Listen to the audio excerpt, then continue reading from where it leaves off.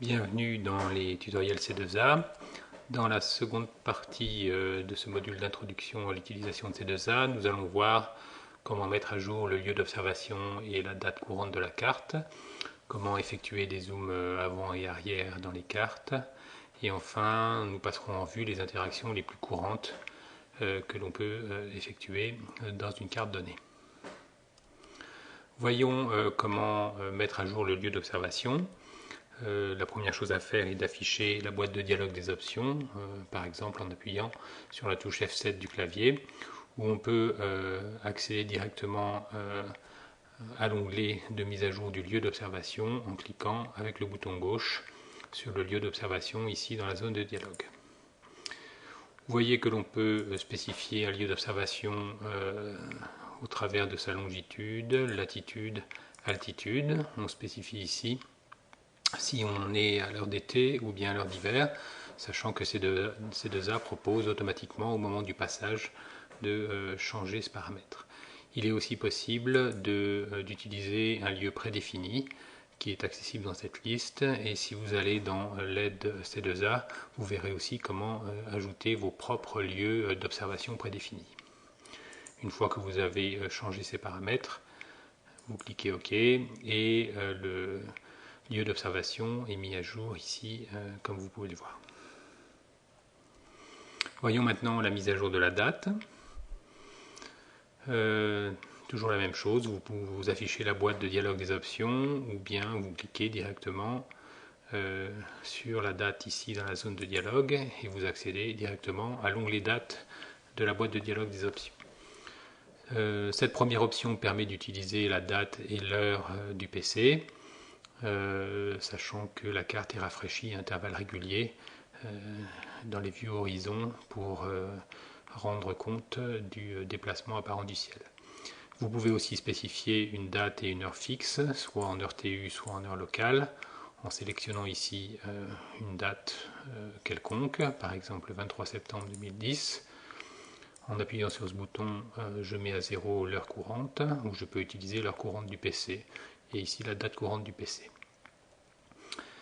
Il suffit ensuite de cliquer sur OK et vous voyez ici que on a bien affiché l'état du ciel au 23 septembre 2010 à 0h et on s'aperçoit sur cette carte en particulier que Jupiter et Uranus sont en conjonction avec la Lune et que ce petit monde est en train de s'approcher du méridien sud.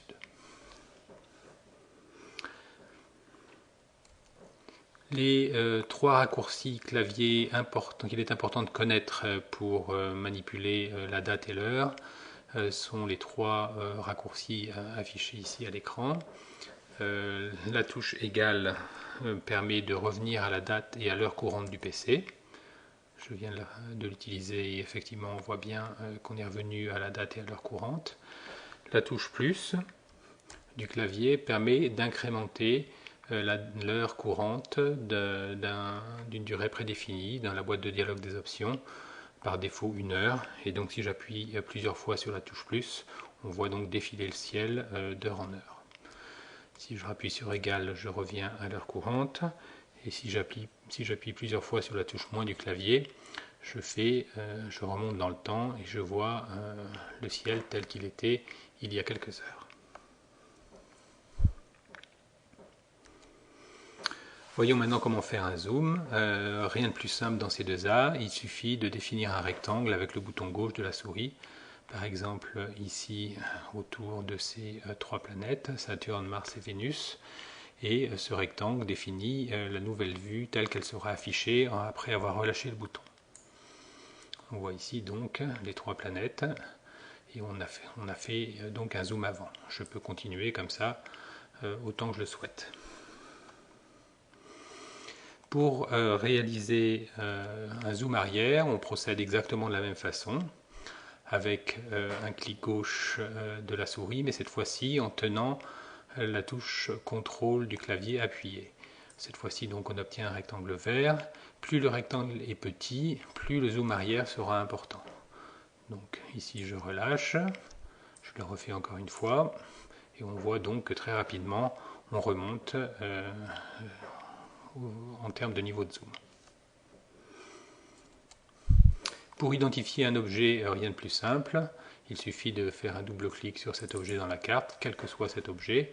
Ici par exemple Vénus, et j'obtiens donc toutes les informations dans le panneau d'informations sur la gauche concernant Vénus, incluant sa magnitude, sa taille, ses heures de lever et coucher, la phase de Vénus et sa distance en unité astronomique.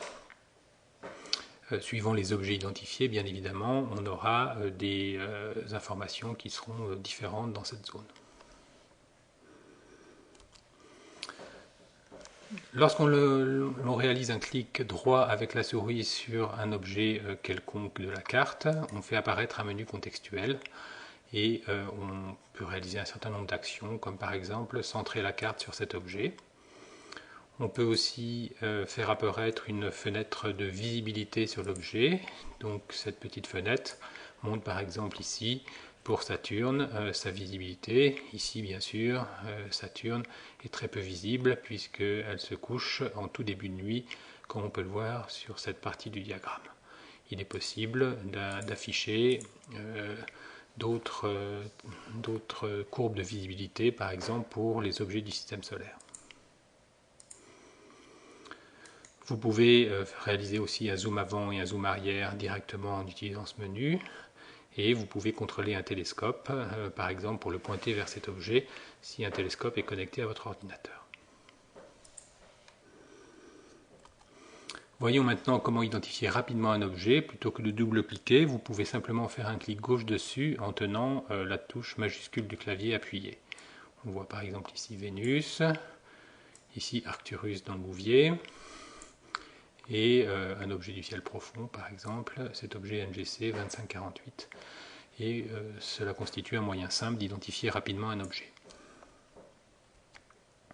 La séparation angulaire entre deux objets, si par exemple je veux connaître la séparation entre Mars et Vénus ici, je réalise un zoom sur ces deux planètes, et tout en tenant la touche Alt du clavier enfoncée, je fais un clic gauche et je déplace ma souris pour relever la distance angulaire entre les deux objets.